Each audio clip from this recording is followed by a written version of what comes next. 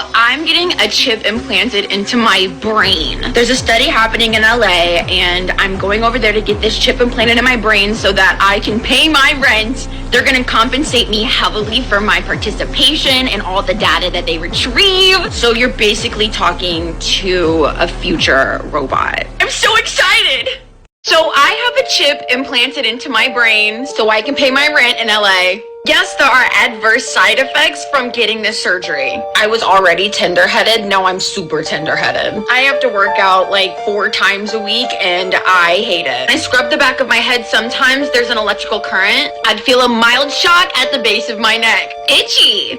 This is okay. I was already told that that would happen. It also affects my speech patterns. Watch. Did you know? Everyone's waiting for a microchip, but the real mark isn't coming. It's already here. They told us watch for a chip, a barcode, something forced. But that was the distraction, because the real mark is here. Christianity, long ago, this type of sin was shaped by figures like Constantine the Great and Pope Nicholas V. Teachings against God's laws spread. Denominations multiplied. False doctrine reached every home. False images filled every wall to deceive the very elect. And if you resisted, you didn't last. So we learned it, taught it, passed it down, until it felt like truth. The mark isn't something you take. It takes hold in your mind and actions. And once it's there, you protect it. And if you don't align, you're cut off. No buying, no selling, just exclusion. And in a digital world, all it takes is a switch. Even now it's still pushed by trusted voices like Pastor Cam. Words people don't question. And that's how you know it worked. Because those who have it think they don't. So while everyone watches for a chip, ask yourself, is the Lord's Day Saturday or Sunday? Is Christ black or white? Passover or Easter? Think about it.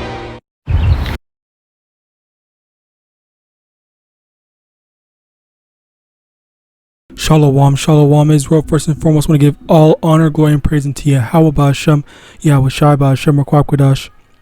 Double honors to the elders and apostles, great millstone. Shalom to my Akim Wathim, who are diligently waiting to be delivered from this foul captivity, as well as a speckled bird that may look like the other nations but are actually Yasharallah.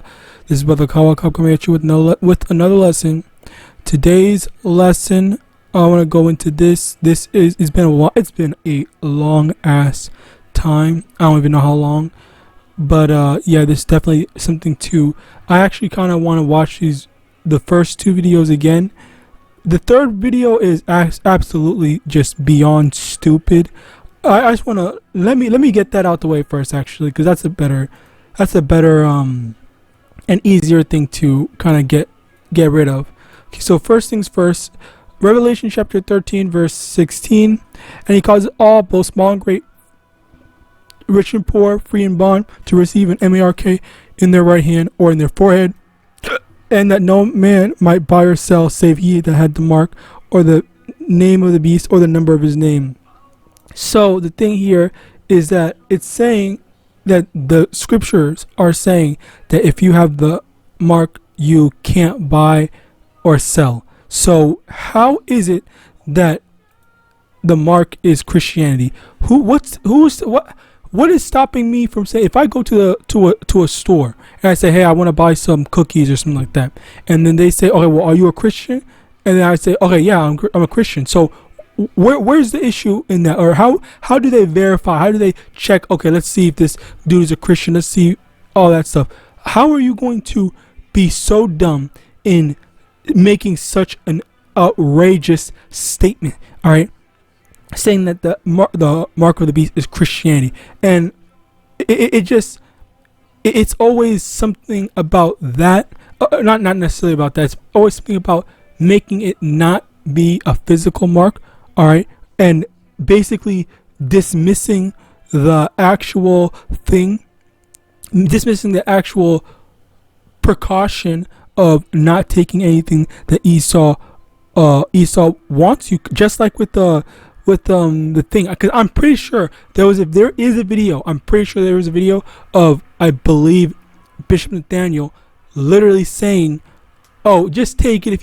If your job is telling you to take it, just take it. Go ahead. It's fine. Whatever and whatnot." He literally dead ass said that, or one of the a camp leader. I definitely heard a camp leader basically say that. I forgot. I'm pretty sure it was Bishop Nathaniel, but I could be wrong.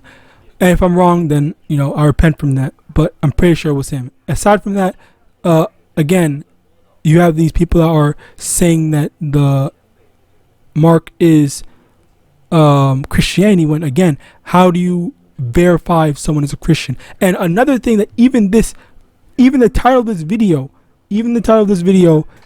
goes into how can atheists buy and sell?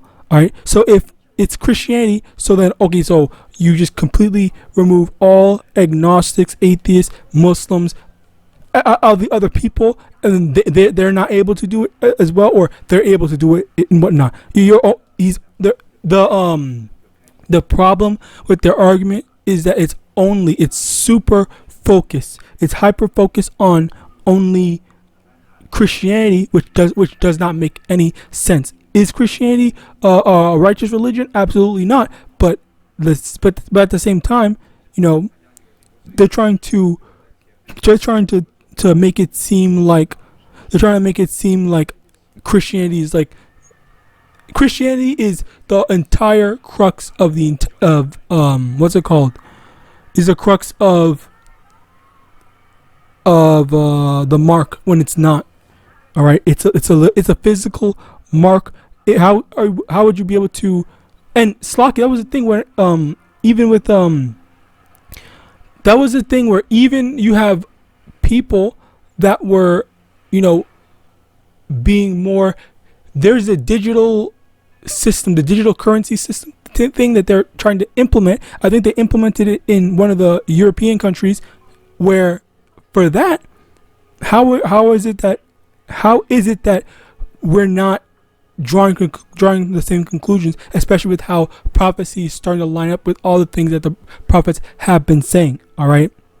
Now, the next thing, because a lot of us Israelites were Christians at one point. All right. So if you're saying that the mark is Christianity, then that would mean that we have it.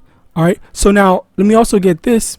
Revelation chapter 14 verse 9. And the third angel followed them, saying with a loud voice, if any man worship the beast and his image, and receive his mark in his forehead or in his hand, the same shall drink of the wine of the wrath of Yahweh, which is poured out without mixture into the cup of his indignation, and he shall be tormented with fire and brimstone in the presence of the holy angels and in the presence of the Lamb. So basically the thing here is that if you have the mark, then you are going to, it says the same in verse 10, it says the same shall drink of the wine of the wrath of Yahweh, which is poured out without mixture. So basically the wrath of YAHAWASHI, the Lord's going to judge and destroy the people that chose to accept the mark. So that means that we're all dead. There is no people. There's no one, or none of. It's like, let me correct myself. There's none of us that's going to be spared from the judgment of YAHAWASHI, because most, if not all, most of us, I'll say most, because I'm not going to say 100% all, but because most of us were Christians at one point. All right, most of us were followed the Bible and whatnot. That was what was beaten into us. So how is it that Christianity is the mark? All right, now also moving on to these other videos, this is pretty crazy. I don't know what. Okay, well, no, I think I do understand why, and she basically said it in the first video where she needs to pay her rent. She doesn't have money. Clearly, that was what was going on. She basically sold herself to get paid to be their test dummy, their guinea pig and whatnot. Which it's tough. It's hard that things have gotten to that point. But yeah, she got the thing, and she's now suffering those side effects that does not sound very nice. It sounds like it sounds more of a detriment. Like, okay, you got paid, you got some money and whatnot, but outside of the money, then what? Like you are now inconvenienced. You are now permanently inconvenienced. Let me correct myself for having taken that mark. And she's trying to act as if, okay, yeah, it's fine, or I knew that this was gonna happen, or I accepted this, but like long term, you can only imagine just how miserable she could ultimately get or become. All right. Aside from that, that's what's going on. That's basically what's going on. We have to watch out for this type of stuff, and that's really the reality of this kingdom. Like, it's like you're basically selling. Let me actually get that. Let's see. It was trying to think.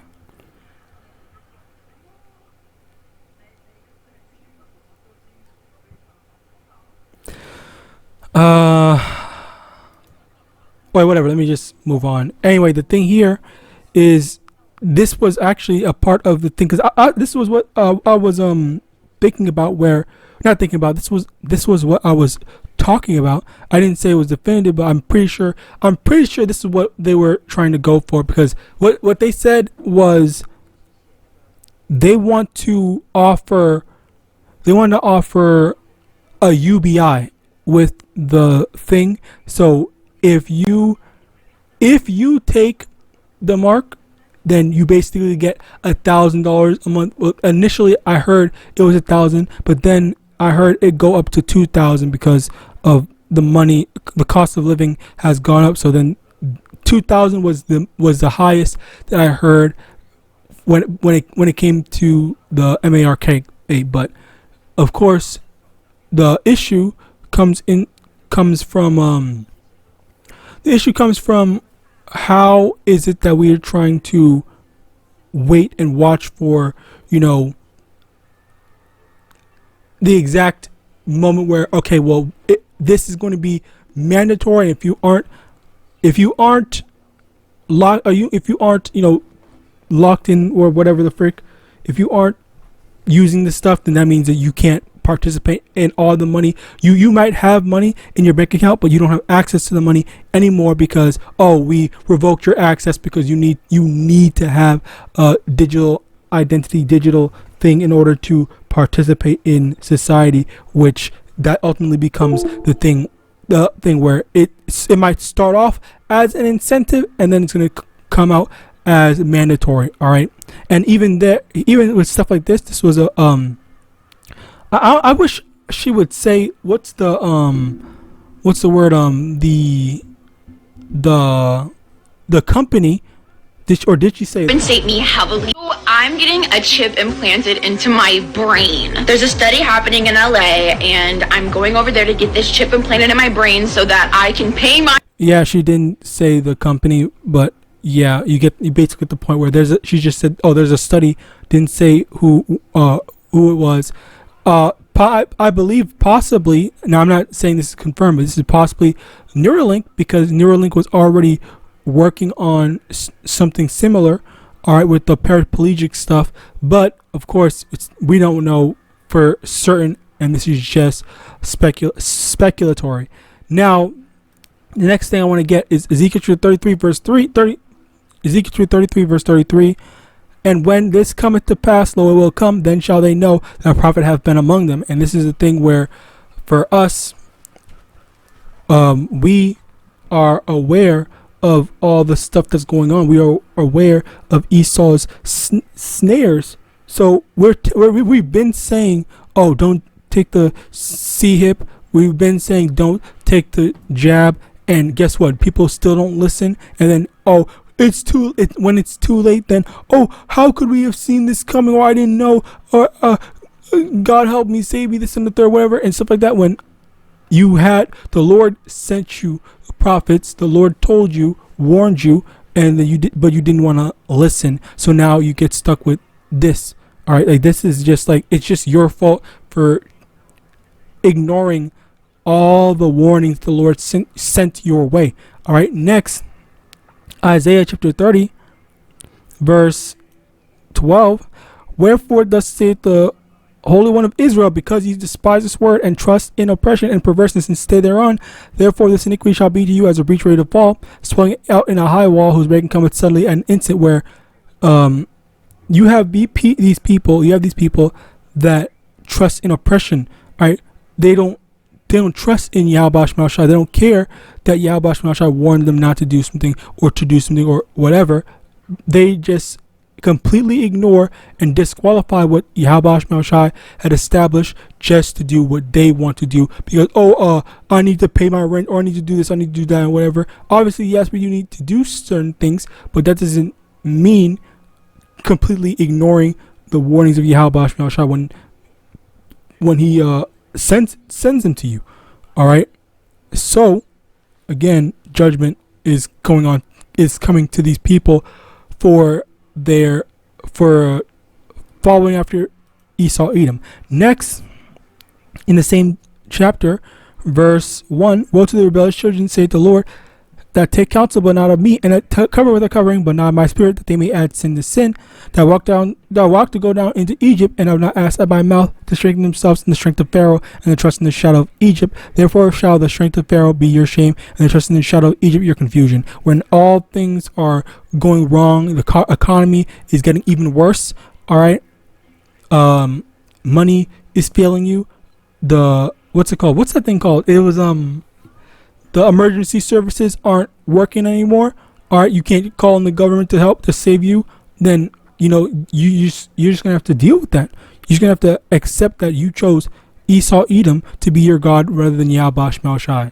All right. So 2 Corinthians chapter 2 verse 11. Lest Satan should get an advantage of us, for we are not ignorant of his devices. And one of the biggest things is a false sense of security. Esau always likes to offer a false sense of security to people, and to let people think, oh yeah, we're trying to help people. Oh, this is for the betterment of the world. Oh, this is good. This is a positive. And then lo and behold, look at what happens when the people actually trust in Esau Edom. They get deceived. Okay, they get led astray. They get destroyed. So it's getting extremely hard to justify your actions when everyone, it's not even just the prophets, but everybody knows how Esau gets down and how Esau likes to deceive, but yet you want to act brand new when you get enticed. All right. Now, Psalm 64 verse 5, they encourage themselves in an evil manner, they commute of laying snares privily, they say, who shall see them? And that it comes in the form of the C-hip, where people think, oh yeah, this is a positive, like this, there's nothing bad that can happen. And you know what is funny? You know what's funny, as a matter of fact? I actually had this conversation before where someone said, a Christian said, if something is quote unquote good, like say for example, if someone's getting healed, then that means that that is from God. Like there's, even if it's a person, that means it's from God, and that means that and it cannot be from the devil. That's basically what he said. And as a result of that, let's go further. Let's go further with that. Then it was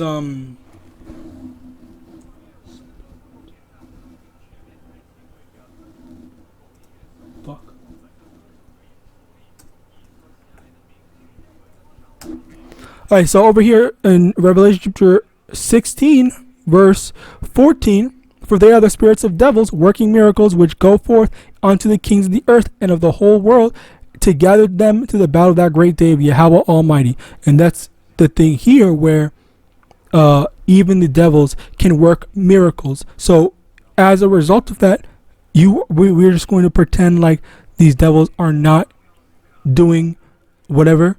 We're going to pretend like the devils aren't able or aren't capable of deceiving and destroying, or it's like deceiving and quote unquote healing. All right. So yes, the devils can do miracles too, and devils can heal people, and it's through that they entice people and deceive people, thinking that, oh yeah, this is good, we can follow along, or there's no, or you see the quote unquote good.